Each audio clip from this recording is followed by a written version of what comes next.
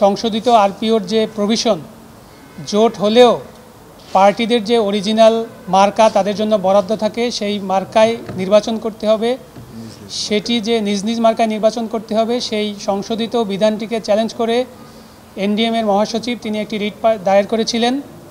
সেই রিটে আদালত rule issue করেছিলেন এবং আজকে সেটি চূড়ান্ত শুনানির জন্য ছিল। জাতীয় নাগরিক পার্টি এনসিপির পক্ষ থেকে এনসিপির সদস্য সচিব জনাব আখতার হোসেন এই মামলায় পার্টি হয়েছিলেন এবং আমাদেরকে আদালত রেসপন্ডেন্ট নম্বর 5 হিসাবে অন্তর্ভুক্ত করেছিলেন। আজকে পিটিশনারদের পক্ষের বক্তব্যের পরে আমরা জাতীয় নাগরিক পার্টি এনসিপিকে প্রতিনিধিত্ব করে আদালতে বক্তব্য রেখেছি। পিটিশনাররা যে বক্তব্যগুলো দিয়েছিলেন যে প্রেসিডেন্টের এমন কোনো জরুরত নেই যে নতুন করে এই অর্ডিন্যান্সটি জারি করতে হবে, সেটি আমরা বক্তব্য খণ্ডন করেছি। আমরা বলেছি যে এই অন্তর্বর্তীকালীন সরকার একটি বিপ্লবের ফলশ্রুতিতে এই সরকারটি গঠিত হয়েছে এবং বিপ্লবের আকাঙ্ক্ষার পরিপ্রেক্ষিতে অনেকগুলো রিফর্ম কমিশন তারা গঠন করেছেন। সেই রিফর্ম কমিশনের ধারাবাহিকতায় নির্বাচন ব্যবস্থা সংস্কার কমিশন গঠিত হয়েছিল এবং সেই নির্বাচন ব্যবস্থা সংস্কার কমিশন প্রধান উপদেষ্টার কাছে তাদের রিপোর্ট পেশ করেছিলেন। সেই রিপোর্টে সুস্পষ্টভাবে ছিল, রিপোর্টের 7.11 দফায় যে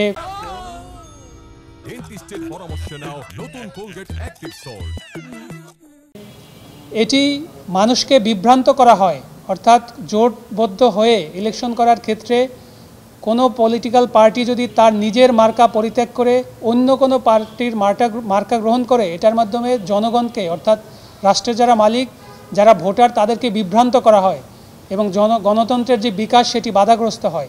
তাদের সুপারিশের ভিত্তিতেই এই সংশোধনী কিন্তু আনা হয়েছিল এবং সেটিকেই চ্যালেঞ্জ করে আজকে আদালতে আনা হয়েছিল। আমরা আদালতকে বলেছি যে সরকারের যে সংস্কার প্রক্রিয়া সেগুলো রাজনৈতিকভাবে মোকাবেলা করতে ব্যর্থ হয়ে আদালতকে ব্যবহার করে সেগুলোকে তারা বাস্তবায়ন করার চেষ্টা করছেন।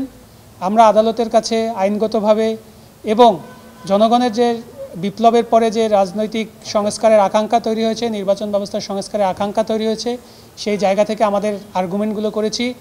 আদালত দুপুর 2:30 থেকে এই শুনানিটি শুরু হয়েছে। এরপরে জাতীয় নাগরিক পার্টির পক্ষ থেকে আমরা 3:30টার দিকে আমাদের সাবমিশন শুরু করেছি।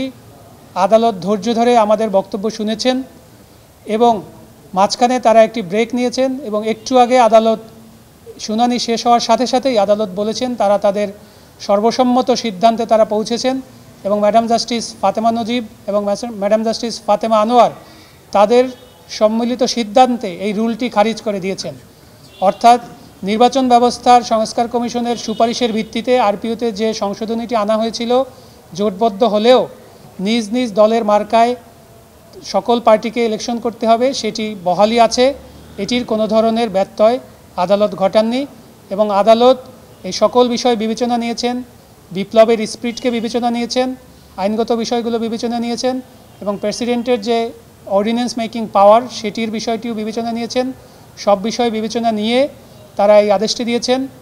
আজকে এনসিপি ছাড়াও বাংলাদেশ কংগ্রেস নামে একটি দল তারাও তাদের সাবমিশন রেখেছে এবং তারাও একই বক্তব্য দিয়েছেন যে প্রতিটা রাজনৈতিক দলের নিজস্বতা থাকতে হবে, তাদের নিজস্ব প্রতীককেই জনগণের কাছে পরিচিত করতে হবে, তাদের ডিগনিটি থাকতে হবে।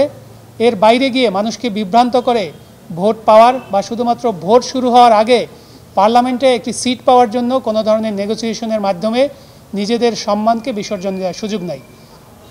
এছাড়াও এবি পার্টি তারাও আজকে পক্ষভুক্ত হয়েছে, জামাত ইসলামও তারা আজকে শুনানিতে অংশগ্রহণ করার জন্য কোর্টের অনুমতি চেয়েছিলেন, কিন্তু কোর্ট বলেছেন যে আমরা এই জাতীয় নাগরিক পার্টির শুনানির পরে অন্য কোনো শুনানির প্রয়োজন আছে বলে আমরা মনে করছি না। আমরা সামগ্রিক বিষয় বিবেচনা করে আজকেই সিদ্ধান্ত দিয়ে দিতে চাই এবং বিএনপির পক্ষ থেকেও আজকে ওকালতনামা দাখিল করা হয়েছিল এবং কোর্ট বলে এবং আদালত এছাড়াও বাংলাদেশ জাতীয় পার্টি নামে আরেকটি দলও এই মামলায় পক্ষভুক্ত হয়েছেন এবং এছাড়াও জনাব মোস্তফা আসগর শরীফি নামে একজন ব্যক্তিগতভাবে ইন্টারভেনার হওয়ার দরখাস্ত দিয়েছিলেন। সবগুলো দরখাস্তই আদালত মঞ্জুর করে দিয়েছেন এবং সকল শুনানি নিয়ে আদালত বলেছেন যে তাদের সর্বসম্মত সিদ্ধান্ত হচ্ছে এই যে প্রস্তাবনাটি যে সংশোধনীটি এটি খুবই ভালো একটি সংশোধনী হয়েছে, এটি ইন্টারফেয়ার করার মতো কোনো ধরনের আইনি যুক্তি পিটিশনাররা উপস্থাপন করতে পারেননি এই জন্য রিটটি তারা খারিজ করে দিয়েছেন। এই রিটটি দায়ের করেছে এনডিএম এর মহাসচিব। এনডিএম আপনারা জানেন ববি হাজ্জাজ সাহেব এটার প্রেসিডেন্ট, তাদের মার্কা তারা এই রিটটি ফাইল করেছিলেন, কিন্তু তাদের লয়ার ছিলেন সিনিয়র অ্যাডভোকেট মিস্টার আহসানুল করিম। এছাড়াও সিনিয়র অ্যাডভোকেট মিস রাশনা ইমাম, তিনি অ্যাপিয়ার করেছেন। এছাড়াও আগের দিন বিএনপি যিনি আইন সম্পাদক সিনিয়র অ্যাডভোকেট জনাব কায়সার কামাল, তিনিও এই মামলায় অ্যাপিয়ার করেছিলেন এনডিএম এর পক্ষে। এবং আজকে আমরা এনসিপির পক্ষে শুনানি করেছি। এনসিপির পক্ষে ছিলেন সিনিয়র অ্যাডভোকেট জনাব মোহাম্মদ হোসেন লিপু স্যার, এছাড়াও ছিলেন ন্যাশনাল লয়ার্স অ্যালায়েন্সের আহ্বায়ক জনাব SM আজমল হোসেন স্যার, আমি ছিলাম আইন সম্পাদক জহিরুল ইসলাম মুসা, এছাড়াও আমাদের ন্যাশনাল লয়ার্স অ্যালায়েন্সের জনাব নাজমুস সাকিব, জনাব মনিরুজ্জামান, জনাব জাবেদ আরাফাত, এরা শুনানিতে উপস্থিত ছিলেন, তারা আদালতকে সহায়তা করেছেন। এছাড়াও বাংলাদেশ জামাত ইসলামের পক্ষ থেকেও কোর্টের অনুমতি নিয়ে আজকে তারা সাবমিশন রাখতে চেয়েছিলেন। কোর্ট বলেছিলেন যে জাতীয় নাগরিক পার্টির সাবমিশনের পরে নতুন কোনো সাবমিশন শোনার দরকার আছে বলে আমরা মনে করি না, আমরা আমাদের সর্বসম্মত সিদ্ধান্তে পৌঁছে গিয়েছি।